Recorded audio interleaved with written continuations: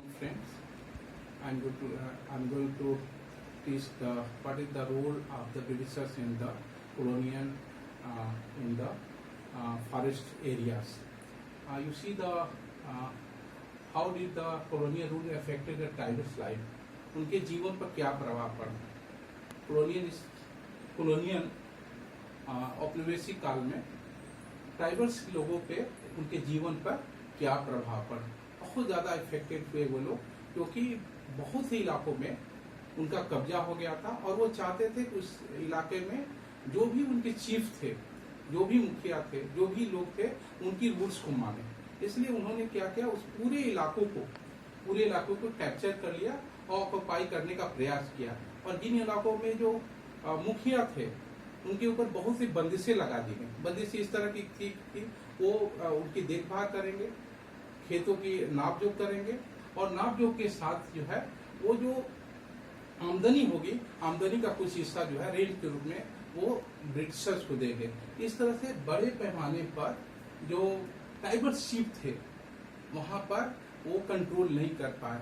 यानी कि Britishers rule में, ब्रिटिशर्स के आने के बाद जो ट्राइबलशिप थे उन्होंने वहां पर अपना जो उनका पुराना रोल था, यानी कंट्रोल जो करते थे, जैसे विलेज को उनको कंट्रोल करना है, उनके लोगों की इससे आमदनी उनकी होती थी, वो आमदनी उनसे न होकर के अब ब्रिटिशर्स को उनको देना पड़ा। इससे जो है जो तमाम जो वहाँ के मुखिया थे, है ना, जो लोग थे, गांव के जो मुखिया लोग थे, उनकी आमदनी जाती रही। इस तरह से उनके जीवन पर एक बहुत अनुकूल असर न हो करके उनके ऊपर विरोध असर पड़ा। क्यों पड़ा?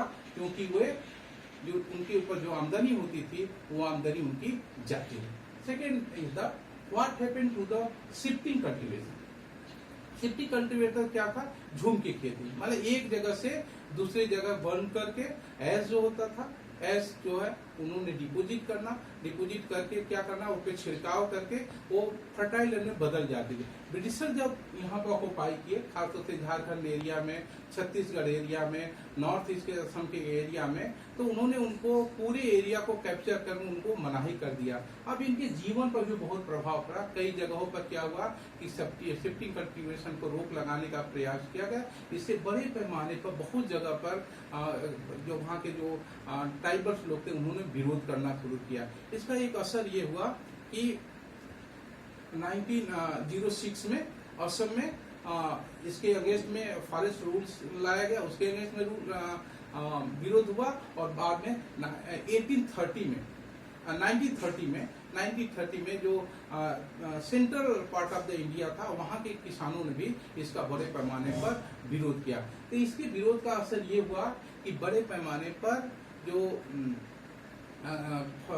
सिटी कल्टीवेटर के किसान थे उनको एरिया को जो खाली कराने का प्रयास किया गया, तो उनसे कहा गया कि ठीक है, आप वहां पर खेती कर सकते हैं, वहां पर रह सकते थे। क्योंकि 1906 में एक बड़ा विरोध हुआ और ये विरोध जो है असम के संग्राम सिंह के नेतृत्व में किया गया। और दूसरा जो है आपका जो विरोध हुआ वो सेंटर भारत में किया गया, किसानों ने किया, पीजेंट्स फार्मर ने किया कि हमें कल्टीवेशन के लिए वहां पर सिल्की कल्टीवेशन के लिए वहां पर हमको रोका जाए, हमें रहने दिया जाए। सिल्की कल्टीवेशन का ये था कि खाने के समय में जब मान लीजिए कि अगर फ्लड आ जाए या फिर जो है ड्रॉट हो जाए या फिर जो है वहाँ के रिसोर्सेज जो फ्रूट्स हैं, दूसरे वेजिटेबल्स हैं, दूसरे क्रॉप हैं, अगर वो क्लाइमेटिक कंडीशन के अनुसार अगर न हो पाए तो फिर एक जगह से माइग्रेट करके दूसरे जगह वो चले जाते थे।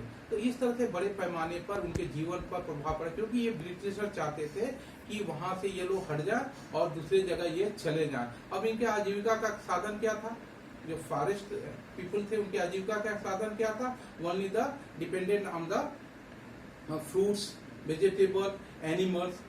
If they have the